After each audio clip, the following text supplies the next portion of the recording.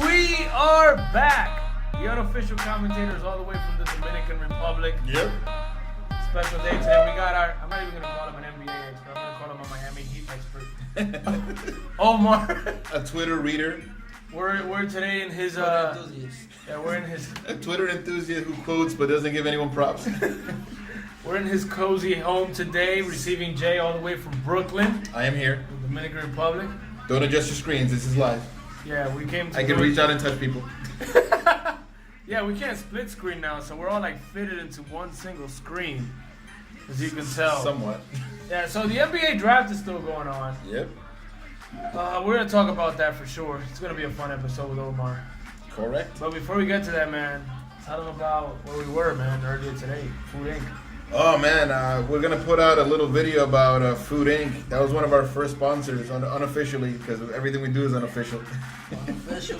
Yup. And listen, man, I flew 4,000 miles and I waited 7 months, and the General Pimpo did not disappoint. Man. General, what the hell did that sound like? El General Pimpo did not disappoint. Or General. Shout out to Chef Reyes. Yo, Chef Reyes was awesome, man, during that visit. That restaurant is awesome. The cook, dude, that dessert. It was unexpected and it was pleasurable. Fondant, Snickers. Snickers fondant with cream cheese and chinola, which is passion fruit. Yeah. And strawberry Passion fruit, something like Damn. jam. Something like that. Jam would be like. Yeah, strawberry. It's like a strawberry jelly. No, not even jelly. It was like a jam. Yeah. I give a shit. It was a preserve.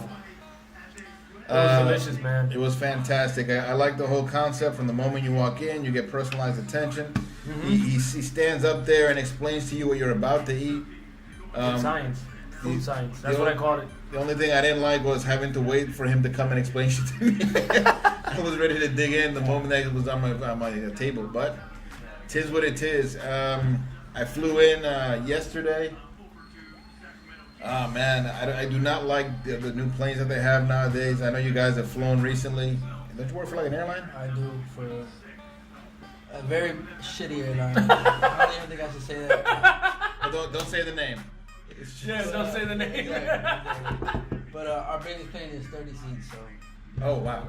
It's Okay. a small airline. That's what you should have said. That's like a bus. He meant small, guys. He meant small airline. It's a minivan with wings. Exactly. We fly in the Caribbean. We transport stuff. Don't keep giving so much information. People might know what airline it is. They're gonna piece it together. I flew at one of the major airlines, if you can call it that, JetBlue. I missed the days of the like jumbo jets when you had like the 2-3 seats set up with the thing in the middle. You used to be able to sleep there, man. This plane was like so tiny. I felt all the shaking. Yeah, but you got DirecTV and shit, right? For the most part, there's a part over the sea where you kind of lose everything. So you gotta watch a movie. You gotta watch whatever they have on. There's a lot of me watching some Disney programming. You can hear the crying babies, like if they're right next to you. Oh man. No matter where they are on the plane. I had something worse than a crying baby. What? Well, first of all, on a plane full of Dominicans, I get on, right, and then there's someone in my seat. And she's like, oh, I thought I had the window. And then she did this thing where she would say something and then ask the same thing she just said right after it. So she goes, oh, I thought I had a window. She looks over, didn't I have the window? She's like, all right, so this is my seat. Is this my seat? Oh, what? She doesn't know how to read her ticket. I don't know. She did this the whole flight. She would say everything once and then ask it right after she said it. That's annoying, man. Is it annoying? First time traveling. It's annoying. Is it annoying? Did they clap when they? Yes, they did. My daughter, 5 years old, she goes, why are they clapping? I said, baby, they like the cartoons on the TV.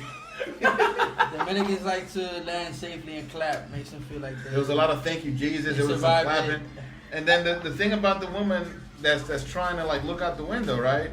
She didn't stop at the fact that she's not by the window. She's in the aisle. I'm in the middle. I have my daughter by the window so she can look out and be entertained. And every time I kind of feel some breathing on my side, this lady's here like trying to look out the window from the aisle seat. I asked her like, are you trying to see your house? Like, what are you doing? At 30,000 feet or however far we're flying, we're like over the clouds. What are you looking at? She was most likely a first time traveler. No. She was an annoying traveler. That's what she Oh was. my God! The whole flight just trying to look out the window. Trying to see Superman maybe flying by or something. Maybe. Probably been on a plane like twice her whole life. Jeez. Yeah, that's annoying, man. Anyways, so the draft is not over yet. We're down to what? Oh, the draft is over. Yeah, you know, Omar says like everything up to the 10th pick is cool. I only read up to the 5th pick. You know, anything after the 5th pick is either a huge bonus or a D-League player. I don't see any like you're winning if you get an NBA starter after the 5th pick. And I Yeah, know so there's a lot, but- right now we're still in the first round, but we're watching the D-League drafts. Right Yeah. now we're in the Euro League draft. Well, from Purdue. Doesn't matter. He's still going to the D-League or probably Europe. it's like that Kanye West song. He's going to the D-League, probably speaking Swahili. That looks like a Joel Anthony type of player. It makes no sense to me that there's a lot of these guys in the second round and the end of the first that they get drafted from Europe to go play in the He's number D-League. 50, so. Go play in the D-League for a couple of years, get released from the D-League, and then end up back in Europe. It's, Back. I think it's ridiculous. I think it's good that they go to the D League because if a specific team drafts them and puts them in the D League is to develop a certain type of talent. But it's better for them to go to the NBA early and go to The the camera, D League. but not in. They're gonna get paid. You just hear like off voice. They get paid in the D League. In college, if they stay for 1 or 2 years, they're not getting no money. Yeah. That's basically NCAA is basically like modern slavery. Yeah. South Park said it. Yeah, so if they get drafted 19, 20 years old, they're going to go to the D League. They're going to get paid at least $1 million, thousands of dollars to play basketball. So might as well get paid for it and develop your talent. All right, man. Any surprise with the first pick? Markelle Fultz to the 76ers. Point guard from Washington. That was expected. A pick that used to belong to Brooklyn that went to Boston and that went to the 76ers. Damn it. How good are the 76ers looking now? All right, we're just watching their starting lineup. So, Omar, what's the starting lineup again now? My projected line will be Markelle Fultz at the 1, Simmons at the 2, Covington at the 3, Saric at the 4, and Embiid at the 5. And McConnell will come off the bench. The only thing that worries me about that team, we were just talking about it. They still have Okafor, right? Yeah, No. they still have Okafor. Yeah, still have Okafor. It worries me about that team is the oldest guy on that team is what, like 21? There's literally no veteran there. They have no idea how to prepare. And not just that, I mean, what do you expect from a bunch of 21-year-olds, you know, making millions? You know, there's going to be some slippery situations down there. No. I don't like it. They definitely need a veteran presence. Guy like Iguodala, that you said earlier, could fit there. He used to play for Philly. He could mentor those kids. Maybe R.J. Jefferson stays another year. I don't know. That's just me speculating. I mean, if Kevin Garnett can go back to Minnesota and go coach some young bucks, I don't see why Iguodala can't do the same. He's a champion.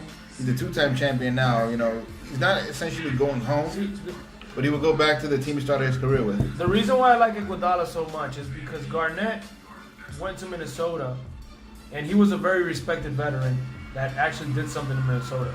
Richard Jefferson or any of those other guys, they have no respect from the young kids. They don't care about these guys. But Iguodala is a guy that was actually brought up in Philadelphia. He went along and did some pretty cool things in his career. He even got to play in a couple of All-Star games, if I'm not mistaken, right? He made an All-Star with Yeah, them, and he led them to the playoffs. Yeah, so he is a respected veteran. He would be able to bring something to the table.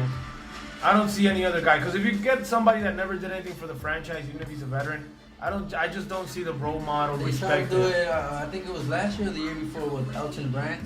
They brought Elton Brand to mentor the young kids. Yeah, but nobody cares about Double Elton ten. Brand. Yeah, that's why. It has to be somebody that did something. Yeah, never really accomplished anything. No, but I see them fighting for the 7 to 8 seed. I don't see them making All right. a strong push to contend. That was my next question, if there were going to be a lottery pick next year. No lottery pick? What do They you think? traded their first round pick. So. No, but I mean, if there doesn't matter, if they're going to be a lottery team, you know. No, but that tells you their mentality that they think they can make it. Okay. I don't know if they're a lottery pick. Honestly, they're not lottery. I mean, they're not going to be a top. They're not giving anyone a top 10 pick. But I don't think they're a playoff team either. There's a lot of inexperience in the starting lineup. There's not really a bench that you can rely on, and we're still up in the air in terms of Embiid. And I haven't seen Ben Simmons throw up the first NBA basketball. Yeah, Ben. So you got your best players are a rookie that's barely played, and another rookie that's barely played, which is Embiid. Mm-hmm. Yeah, that's a tough situation. On paper, they look like they can be a problem, but they're young, they're inexperienced, so let's not. And I have no idea who their coach is. This is someone who has a tough task ahead of him because you have a really talented roster now. You got to put it all together. If these guys can't coexist, you have a real problem in Philadelphia. Brett Brown. All right, so the Lakers surprised everybody with Lonzo Ball. Nobody was expecting that. I was shocked. This fucking video stopped on me. I had all the sarcasm put out, but now it fucking ruined it. I'm not gonna get into the sarcasm anymore. The sarcasm turned to anger real quick. Yes, fuck. Fucking video stopped on me, so keeps it original. Sorry, guys. We live. Yeah, you missed the sarcasm of the Lonzo Ball surprise, but they got rid of D'Angelo Russell. Shout out to my buddy Carlito Ravello, who's a big Laker fan and actually defends. Yeah, this I have to repeat it again. Actually defends D'Angelo Russell and Julius Randle, who to me are both hot garbage. I like Russell. Julius Randle might make it to be an average player, in the NBA, but I don't see anything else. I don't know if you guys agree with me, but I think D'Angelo Russell is still hot garbage and always will be. I can see him as a great backup point guard on a competing team sometime down the line. I'm not even going to pretend like I saw a lot of Lakers games. Like, why am I watching a team that's playing, to tank, and it starts all their games at 10:30 at night? So I have no idea what the hell the Lakers look like. I did have D'Angelo Russell in my fantasy team, which is a champion, by the way. I'll have you know. And, he put up decent numbers, man, for me anyway. He was putting up 60 points in a points league in fantasy. So I'm good with Russell. And he's going to the Brooklyn Nets now, so this will be someone I get to watch live. I think he has talent. He's projected to do big things. In a draft which was somewhat stacked, even though they haven't all panned out, he was the clear number 2. So make of that whatever you will. I'm good on Russell. Now, Lonzo Ball. Do they really make the playoffs like LeVar Ball says? I gotta admit, I love his name though. It's like he has a basketball player name. Like, did LeVar Ball change his last name legally to Ball? He said he's had this vision since Lonzo was born. It's insane. So. It's insane. Lonzo Ball. It's like he sounds like he's gonna be a baller. It's perfect. The big baller brain. Yeah, for sure. He already said that Lonzo Ball's gonna take him to the playoffs. Undefeated, never lost. They're going 82-0. That's retarded. But Omar, what do you think about D. Russ and Julius Randle, real quick? D'Angelo Russell, I don't want to give up on him yet. Why are we talking about players around the Lakers? Oh, because I'm shouting this out to Ravello. I don't care. Right, well, go ahead. And now Lonzo Ball has his space, so we got to talk about that trade because Brook Lopez came in, so we'll get into that right now. And I think that Lonzo Ball and D'Angelo Russell are very similar players. They have the same basketball type. Okay. Lonzo Ball is probably the better passer, but D'Angelo's a better scorer, in my opinion. D'Angelo has ice in his veins, man. And he's a fucking snitch. Yeah, that's the ice in his veins. He was 19. Like, when you're 19, everybody's... What, so every 19-year-old is a snitch? No, he's a little kid, man. He was exposed to... You don't want a 19-year-old kid hanging out next to fucking Swaggy P. Yo. That's the worst influence you can have. Yes. Especially in fucking LA. That's not his fault. They set him up to lose. Come on, man. I don't care. He's still a snitch. P is your mentor. He's still a snitch. Listen, if Lonzo Ball continues to be a pass first guard, and they added a big man, to go on with that whole Lakers tradition, I think this opens up the doors for Paul George. So how's the Lakers starting 5 looking right now? Because I don't think I even know all of them. I don't know either, but I can imagine it's probably Brook Lopez, Lonzo Ball. Ingram is in there somewhere. Julius Randle's still there. Mark Ingram's definitely. Julius Randle, Mark Ingram. Who's the 2? Would it be Jordan Clarkson? Jordan Clarkson. That he was coming off the bench. Now here's what I. because Swaggy P just became a free agent. Oh yeah, so Swaggy P's not there anymore. So Jordan Clarkson will probably be number 2. Here's my scenario for the Lakers. Best case scenario for any Laker fan out there is Paul George ends up a Laker, even if it's not this year, because a lot of people are saying that Cleveland's willing to take Paul George, even if it's a rental. There's a lot of teams that are on that boat. Make a last run. So in 2018, Paul George and LeBron James would both join the Lakers as free agents. You bring the best out of Mark Ingram and Lonzo Ball. I don't know if Julius Randle would still be there, but then you'd have Brook Lopez, assuming and hoping he stays healthy. Guys, I don't know one team that has like a decent bench. Like, I don't know what a decent bench is supposed to look like. Right. Maybe it's the bench in Golden State where you actually have players that could be starters playing in the bench. Mm-hmm. But you can't just do everything and win everything with your starters. Right. So when you say, I don't know if Julius Randle's going to be there, why the hell not? You need someone to come off the bench. Well, depends, because if they have to trade for Paul George, assuming. But yeah, he would probably be there. No, I mean, in your scenario, you're saying that he's going to Cleveland this year, they'll both be free agents next year. I think he's trash. That's probably why I just took him out of there. You have to have bench players. I don't think Julius Randle is trash either. Like, man, teams draft these players at 19, 20 years old. We can't expect them to be stars by the time they're 21, 22. We have to project them. After 25, 26 years old. You're not on camera. Oh, my bad. After they're 25 and 26, that's when you're in your NBA sweet spot. If you're trash by that time, then that's when I could call a player trash. But I can't call a player trash that's 21 and is going into his third year. Anyway, teams have to develop players, man. Like, you draft them to develop them. You can't expect them to be stars right away. Nobody's LeBron James, Kevin Durant right away. No, that makes sense. Come out.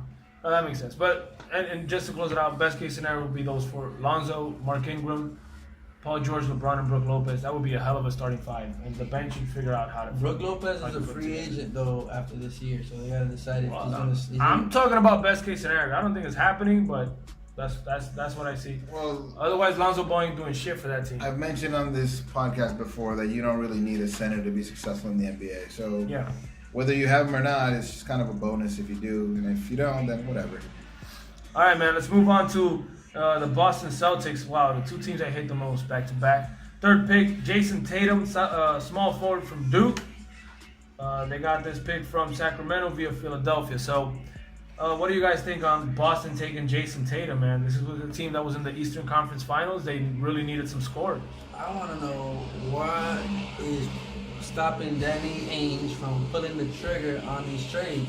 He could have had Jimmy Butler. You heard they were like talking about Paul George trade and then stalled and nothing happened. It's not happening. He's scared to give up assets, man. He's holding on to these assets like I don't even know how, but Danny Ainge needs to. And not only holding on, he's stockpiling them because didn't he get a whole bunch of picks now in the trade he made? Like even in this deal. That's exactly what I was gonna say. For more years, for next year he got a pick, and for the year after that, they got like 3 first-round picks just next year alone.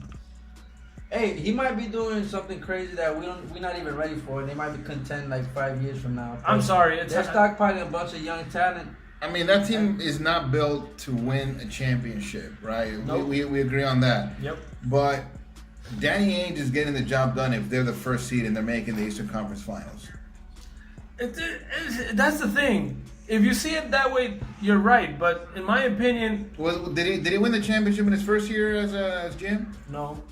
No, he didn't. The way I see Danny Ainge is that Danny Ainge is doing a horrible job because when come on. Yeah, I'm gonna call him out like that. I don't care because when you're so close to building, I think you're overdoing it, man. No, I'm not overdoing it. With the jobs that are being done out there. No, there's work. Phil Jackson in the NBA, shot calling. Yeah, Phil Jackson is worse. We'll get into that in a bit, but. When you're so close to having 30 teams, he's 29. Just get out of here. When you're so close to having a dynasty in Boston, and you have so many opportunities to build something, I just don't trust a GM that is so scared to pull a fucking trade. Like Omar said, I don't trust it. I think they're gonna be there. What they are, I think they already hit their ceiling last year. I think that's the best Boston is gonna get under Danny Ainge. I don't see them getting any better. So that's why I'm saying. I don't see Danny Ainge winning a chip for Boston with all these draft picks, especially like what you just said. Kids are coming out at 19 into the draft. They're not even ready to play. So why are you holding on to these guys that aren't going to be ready to play? By the time they're ready to play, your contract for the guys that are ready to play are probably going to be expired. So to me, it doesn't make any sense. Case in point, look at the playoffs. Jaylen Brown tried to guard LeBron James. LeBron James tore him up. He's 19. He's not ready for the moment. Exactly. And then they got Jason Tatum, who is almost the same player as Jaylen Brown, but more offensive. Jaylen Brown's a defensive forward, and he's an offensive guy. And I don't know what he's doing. He's drafting like Jay Crowder plays the same position. They have another player. I forgot his name. Direcbo. The same guy. And Olenek, same thing. Same type of players. Like they need rebounding. They should have got. They need real stars. They have a whole bunch of bench players. They have great bench players. You're not getting this out of the draft, though. No, you have to trade. That's what I'm saying. If they would have traded and drafted Laurie Markkanen, what I think would have been perfect for them. Guys, Jimmy Butler just went to Minnesota. For nothing. For done. Nothing. Levine. Nothing. And what was it? Next year's pick? No, this year's 7th pick. And this year's 7th pick. It will turn out to be Boston could have given that any day and gotten Jimmy Butler in Boston. Do you think that's acceptable? No, and with Jimmy Butler, I don't think they beat Cleveland, but it's going 6 or 7 tough games. Yeah, but it's you got to see it this way.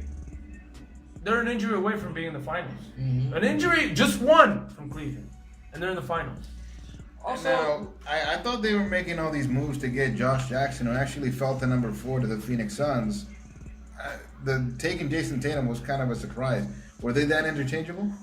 Tatum is more offensive, and I think they're looking for scores. That's the difference. But I think Josh Jackson's a better prospect. That's a lot of what they said during the playoffs, though, that they needed more scoring. Like, when it comes down to shutting down their main offensive threat, which was Isaiah Thomas, then there was nobody to score. That's why they struggled so bad against Washington. You know, instead of Jason Tatum and Josh Jackson, they could have gotten great offense from Paul George or Jimmy Butler. God damn it.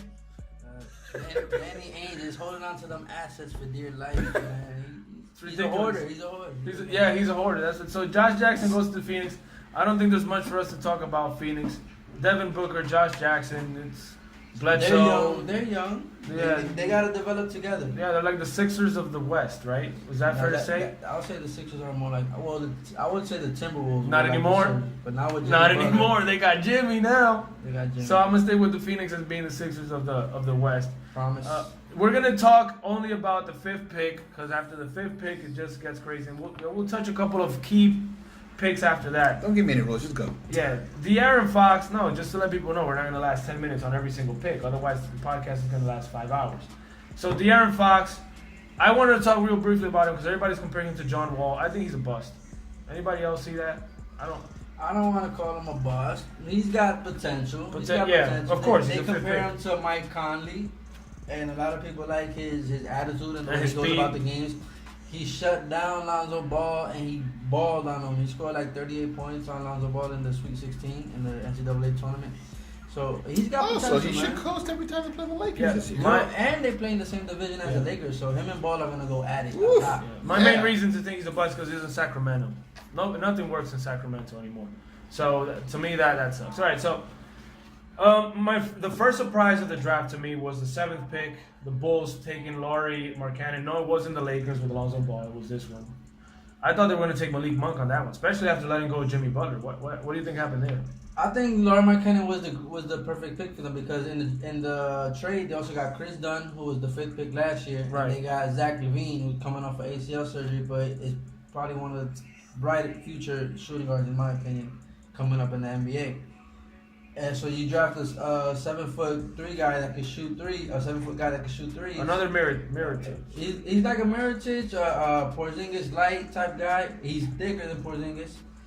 I think he's a good fit for the Bulls. They need height and they need shooting. And then the Knicks. Can we give the Knicks a round of applause, guys? The Knicks a round of applause. Standing ovation. Fuck you, Phil Jackson. He picks Frank what? How do you say that? Ntilikina, which he was okay if Malik Monk might be silent. Is Tilakina? If Malik Monk was not on the board, I don't understand. I mean, I was fine with that pick, but why not pick Malik Monk here in the Knicks? Somebody tell me. The thought process is he has a wingspan of a 7-foot player. He's 6'6". Frank Ntilikina. I think the N is silent. It's Tilakina? Tilakina. But like I was saying, yeah, I'm guessing. I don't know. He's long, he's lanky, and a lot of people like his defensive potential. So that makes an excellent porn star. I would have preferred to just. No, I'm not gonna say I would have preferred Derrick Rose, but I would have preferred Malik Monk. Knicks need future stars. I just don't see this guy as a future star. Yeah, he could be a great. I mean, I'm not arguing what you're saying, but the Knicks are a horrible team. Like, is this guy really gonna translate to W's for New York? What was that comparison you just said? He's a point guard at the Antetokounmpo. Like, why can't Tilakina, being called the best international prospect in the draft, become Antetokounmpo? Remember the last time the Knicks were in this predicament? We all thought Porzingis was gonna be a trash. Now he's a unicorn that nobody wants to trade. The main reason why he's not gonna be Antetokounmpo is because he's not 6'10". See, Antetokounmpo gets away with his bad shooting because he's 6'10". So it doesn't matter if his wingspan is 7 feet. He's not going to get to the rim like Antetokounmpo does. But we were talking about this earlier. It's like Knicks fans are just tired of Phil Jackson going for these fucking Euro players that nobody sees or knows about.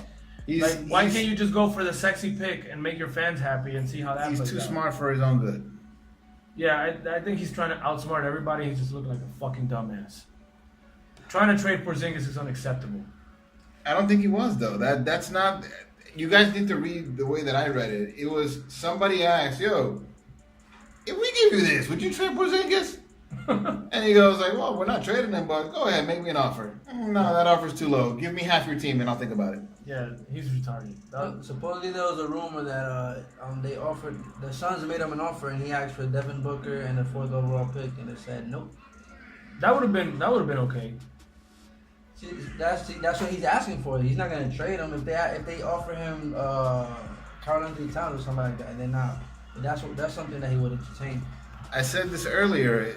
What he is, he's like the girl that buys a really expensive dress, and she's at the nightclub dancing, and all she's doing all day is just dancing and hoping that people guess how much it is. Oh, where'd you get that dress? How much did it cost?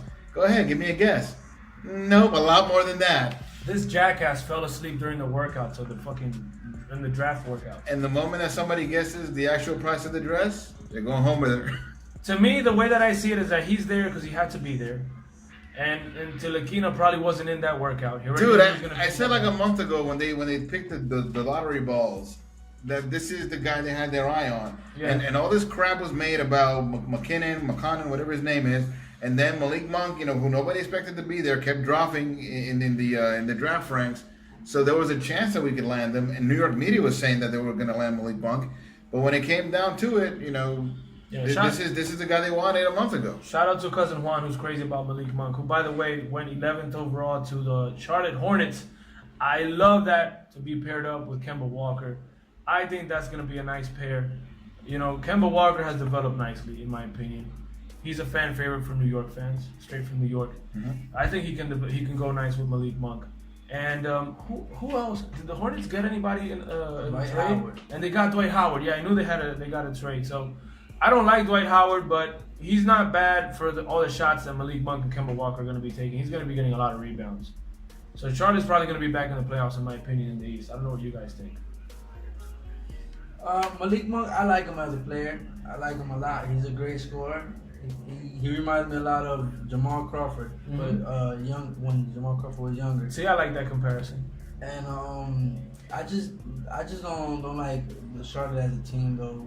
With Dwight Howard, I like their coach and their system, but Dwight Howard, I'm not sold on that guy.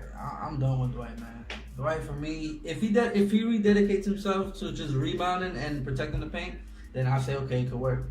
But if he's trying to come in, he's just talking about shooting threes the other day on NBA The Jump. I don't necessarily think that's all his fault. Like the coaches he's played for expect him to be an offensive powerhouse, and that's not him. He's not that. He's not that, and his best success was catching alley-oops and putbacks and rebounds, and leading the league in block shots. Like use him to his strength. Stop trying to make him something he's not, especially this far into his career. What's he, like, year 12? Yeah, he's too far into it to be thinking about making a change and making him something he's not now. All right, so out of that, this pretty much turns into what we can say a D-League draft. Let's go to Miami, man. I mean, what do you have in Miami? Or is there any other pick in between that you liked? I really like Donovan Mitchell, the shooting guard out of Louisville. He's also from New York. I thought that he could be a star in the making. If he would have fell to Miami, I think Miami, they mold shooting guards. Dwayne Wade, Deion Waiters have had a good season with the Miami Heat. But Utah Jazz made a trade for him at 13. They snatched him up, so he got stuck with some guy named Idris. Some guy. I think they just call him Bam, though. Why drive to center, though, when you got Hassan Whiteside? He's going to back up Hassan, because I know the logic behind it is Willie Reed, who is the backup center right now, is a free agent and is expected to get a big contract that the Heat are not going to be able to match. So they drafted his replacement. But why use the 14th overall pick on somebody that's going to be a backup? Now, I don't like to question Pat Riley, but that's what's left after that 14th pick that you would have wanted them to take. TJ Leaf would have been a decent prospect because he's like a Chris Bosh light. He's a shooter from the power forward position that could defend and defend the. So he's younger McBall. Exactly. But other than that, bunch of D leaguers. The guy really wanted was drafted before us, so there's nothing much that he could have done. Can't really complain. So just do your best to back up whatever talent you have. Yeah, man. I don't care what anybody says, the media says, or anything like that. They bombard you with all these mock drafts and draft analysis all the way to the second round, trying to act like the NFL. Like if anybody cares about these guys, I think we've been talked more about guys that probably aren't going to be in the NBA in the next 5 years. So. To me, it's all ridiculous. I mean, we saw young Richard Pryor get drafted, right? We saw a guy that's going to be a great center in Europe get drafted. Who's someday. that kid? The Jared Allen, the mustache and the afro? Yeah, the Jared Allen goes. Oh, he's going to Brooklyn. You're probably going to see him. I'm going to see him kill it with D'Angelo Russell. Unless he goes to the small town Dutch Hoarders or whatever the fuck those D-League teams are called. Some stupid ass names like that, but. The Iowa Rhino. Yeah, man. Exactly. Stupid names like that. But going into the free agency, the trade's been going on. I heard a rumor. Hear this, guys. So Chris Bosh is trying to get medical clearance to play again. And if he does get clearance, they're talking about him going to Cleveland. What do you think about that? Play with LeBron again if he gets clearance. Is that possible? Hey, I hope he could come back because the league is better with Chris Bosh. Right. I've been saying from the chat that if Chris Bosh would have been healthy the last 3 years, I agree. I know what you're gonna say. Cleveland's run to the finals would not have been as easy as it's been. Oh, I don't agree with that. I thought you were gonna say that Miami was gonna be really good. They would have been really good, Yeah, and the run to the finals for Cleveland would not have been as easy because Miami Heat knows LeBron James. They had him for 4 years. No, they know how to defend him. You know what? I'm gonna agree with you there because I think Chris Bosh would chew up Kevin Love alive. A 100% Chris Bosh. Really? Oh, chew like a baby.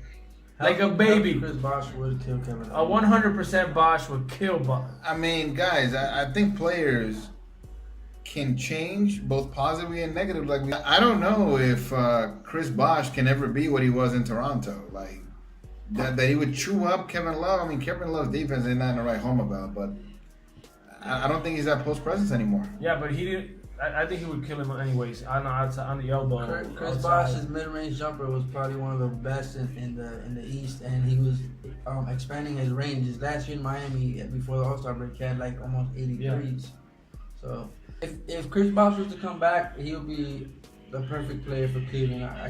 They could probably get him even for cheap because he just probably wants to just prove that he can play. Yeah. So I would take a risk on him if he was to come back to play versus Cleveland. All right, so that's a hypothetical scenario. Jimmy Butler's already going to Minnesota. By the way, I love Minnesota, how they're shaping up now. And we already saw some trades. So that pretty much leaves Paul George, who's still in Indiana. For now. Yeah. That's the big question mark everybody's talking about. So just real quick, where do you see Paul George? What do you see for him this year? Because obviously at the end of the year, he's probably going to go to the Lakers. But what do you see for him this year? Paul George. For this year? Yeah. I heard that San Antonio showed up as a possible contender. I don't know what they would give up to get him, but why wouldn't you want to play for San Antonio? Right. I heard Portland. I don't understand what they would trade to get him. I mean, their best players need to stay there for Paul George to make any kind of difference. Where would he go? In my opinion, if I were him, I'd go to San Antonio, and if they can also sway Chris Paul with that, I mean, that is the team to beat. It's very hypothetical, but Paul George, if you don't have to get rid of LaMarcus Aldridge, you keep Kawhi Leonard, and you have Chris Paul, I mean... That'd be crazy, though. Chris Paul, Kawhi Leonard, and CP3, and I'm sorry, Paul George. That'd be pretty nice. That sounds better to me right now at this current stage of every one of those players' career than the Banana Boat crew getting together. For sure. What do you think, man? Paul George, I think he's probably just going to end up in the Lakers. I think the Lakers make a trade for him. I know the sexy pick is him going to Cleveland, but rumors say that they don't want Kevin Love. The Pacers are not interested in Kevin Love. Yeah. So it's going to be tough for Cleveland to put a package to get Paul George.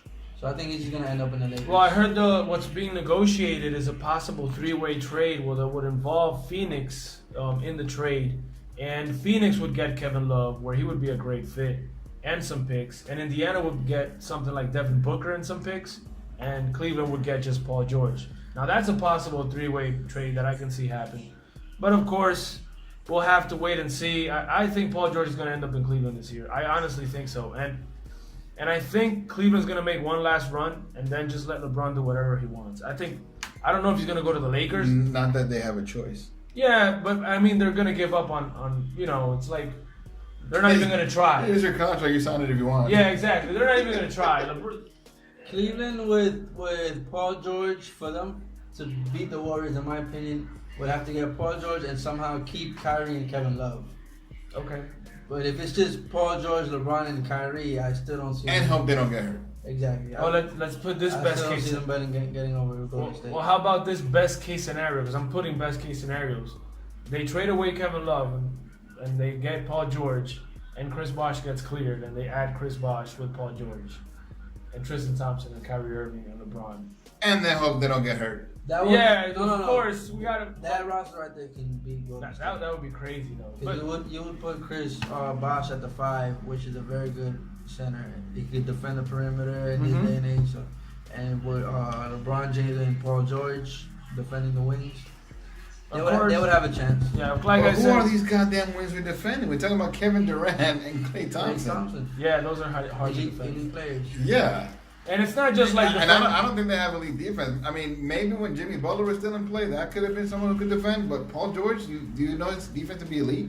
Well, the thing with defending Golden State, has a reputation as a two-way player. Yeah, I don't know if his defensive play upholds that reputation that he has, but everybody sees him as a two-way guy. You got to think of it this way. It's clear. You know what? I'm sorry, I have to cut you off, but I mentioned this in the chat room earlier this week. I think the entire notion of one player's defense is overrated. I mean, if you can't bring in players and make them adopt some kind of like defensive identity, you're not doing anything. Mm-hmm. You can't bring a player and hope that whatever defense he was playing on the other team just carries over this. I mean, too many factors can be involved. If all of a sudden Paul George is not the focal point of the offense, if he doesn't find himself in any kind of rhythm, why the hell does he want to defend? Well, the way that I see it was what I was trying to say is, defending Golden State is not about man-on-man defense. It's about getting back in transition and running the floor. If you get back as fast as they do or faster than they do, you'll make them have to waste shot clock time to make shots. You know, so that way... Which is what I said in the finals they should have done. That way you limit possessions. See, you can't do that with Kevin Love, unfortunately. He was the last one back in transition. He was the last one back on defense every time. Everybody would see him hustle down in the paint, do some really good defensive plays here and there, get some really, really gritty rebounds, and all that looked great. But that's in the situations where Golden State had to actually run a play. I think you just hate Kevin Love. No, it's not hate. It's not hate. It's reality. So, and if you're gonna go man on man versus Golden State, there is no player in the NBA that's gonna shut down all 4 of those guys. You're not gonna get it. You gotta get people to run the floor with them and be able to, make them run plays. Does this sound like what I just said? Yes. Okay. Also, I think just over you heard. I just said that. Well, what I'm trying to say is the Paul George and Chris Bosh. What you're trying to say is that I'm right. They would run the floor better than what they have now. Therefore, they would be able to get back on defense better. It's not about is he a great defender man to man? Is he going to shut down KD? It's not just about that. Also, to Jay's point, defense is more of a mentality and a team structure, team scheme. So, I was going to say. Cleveland was 22nd in defense in the regular season, and they cruised through the regular season. They didn't even try that hard to play in the regular season, and to me, that affected them a lot because for you to be a good defensive team in the regular season, you have to perfect that. So when you get to the playoffs, you can turn it up to the next level. Supposedly, Cleveland also wants to add Tony Allen, which would be a great, defensive mindset. He has a great defensive reputation, but he's 37, 38. He'd come off the bench. I mean, he wouldn't be a starter. What difference would you have by inserting Tony Allen and getting rid of possibly Shumpert? It's a huge difference. I prefer Tony Allen over Shumpert any day. Really? Yeah. He's going to do less bonehead plays and probably give you better defense. I would prefer Tony Allen over Shumpert. Because the thing with Shumpert, if you saw... I think the result is going to be exactly the same. So why am I even doing this? Well, yeah, we're not gonna get into it. All right, so I don't know if you guys have anything else to add to the draft, which to me is the D-League draft after the 5th pick. I really don't care, but I don't know if you guys have anything else. Did you enjoy the draft? I enjoyed eating the food while they were drafting and then getting here making fun of the D-League players. That shit was awesome. I loved it. Were there any surprises? Even the trade, I mean, that had to mean something. Yeah, the Jimmy Butler trade really blew me off. Was the most significant thing. That was big. To me, that was big. I did not expect Jimmy to go to Minnesota out of all the places. And it's like to me it's kind of surreal because I don't know what Minnesota's trying to do here, but whatever it is, it looks interesting. I'm surprised nobody jumped in to get Jimmy Butler after Minnesota just gave up Dunn, Levine, and a pick. Like I think any other contender could have given equal value. I think once you agree, you don't know what the other team is offering, and once you agree, that you agree. I think you do because if you're trading with Omar, right, and then I call Omar for a trade, Omar is going to tell me, yo, Jay's giving me this, this, and this. What are you going to give me? So I'm surprised nobody equaled it. Yeah, you have to because you're trying to get the best offer, and if you don't get it, then you just Danny Ainge don't want to compete. Man. When you agree, when I'm trading with him and he agrees to my trade, like we agree. What is he calling you for? I mean, is he gonna tell me like, oh, I like it? Hold on, let me think about it. Normally, it's like that. No, tell him to fuck off. No, well, tell him to fuck off. Have you not seen Moneyball? You have like 5 GMs in the fucking phone. Like, hold on, let me see. Pop, and then you put them on hold. You get another one in. Hey, Fulano's giving me this. You gonna do it? No, all right, man, we'll take it. I don't think you just close the deal on the phone or like that quick. I don't think that's all right. Well, not many surprises. That's the problem with this new age of information, man. We don't know everything before it's gonna happen. Yeah, and we just get to talk crap about it. All right, so we didn't even talk about our sponsors today, man. Shout them out. Oh, I'll let you do it. All of our thoughts are provided by Brugal. Scotch Porter, because we are bearded gentlemen who like to keep these clean and smelling good. Omar, want to smell my beard? By the way, I don't know if you guys noticed, like, this shit is so organic. There's no paperwork here, no laptops. We're just talking off the top of our heads, guys. Like, this is what I think it makes this show pretty cool. Flying by the seam of my pants. Yeah, we're not scripting shit. Mm-hmm. Yeah, we're just going on like, but So Loyal Clothing Inc. Shout him out on Instagram. He's gonna be in production soon. My Special Bubble Tea Shop, that's opening in 2 weeks, so he says. Shout out Cousin Juan. Cousin Juan, jack of all trades. Get well soon. Had a bit of a accident there, and what's up? That Georgia traffic got him going crazy. Maybe he gets some settlement money and we get some new production. Next week you see us all in So Loyal shirts. I wish like people like Juan, and I have cousins in New York and in Florida, and they complain about the traffic over there. I would love for them to come and drive me in the DR. Oh, you'd go crazy. This is crazy, bro. This is literally a jungle. 1 week driving here. I saw an enormous SUV coming completely in the opposite direction. We're like, we're waiting across the street. In an avenue. Yeah, we're like, okay, well, all the cars are coming from this side. All right, maybe we should slowly move into traffic. Oh, no, wait, this thing is coming out of nowhere. That was the equivalent of somebody taking the wrong side of Broadway. Coming through the wrong side of Broadway. I didn't know I can do this. Well, he knew. Yeah, it's retarded. Yeah. Anyway, man, shout out to Chef Joe, man, at Food Inc. again. That was awesome. Wow, I'm still full, personalized service, man. I really enjoyed the whole the chef table experience. Mm-hmm. Coming to the table, explaining to me what I'm eating and how I'm supposed to eat. It was fantastic. And the purpose of how the food was cooked. To make me happy is the purpose. Yeah, because I think he explained with the dessert. That shit was crazy, and he was right. Fantabulous. We will see Chef Joe and all of the break room on Sunday when we get together to do our draft lottery, which Omar's going to accuse me of cheating again. We all know he hit the card. Did nothing. Yeah, if you guys feel that we talk crap about anything, don't forget to comment. We're also going to leave a link to the Unofficial Commentators Go to Food Inc. video. We're going to do a little clip on that. It's going to be right there on the description. So make sure to check it out if you guys want to see the Food Inc. experience. It was pretty awesome. So that's pretty much it, man. I'm done, man. Take us home because I already brought us in. So you do it. It's been such a long time. How do I take you guys home? Hey, we're going home. See you next time on the Unofficial Commentators. Follow us. on YouTube. It's going to be on Facebook. We're on Instagram, Twitter, UC_podcast. Just follow all the stuff we say and do, and we'll see you next week. Shalom.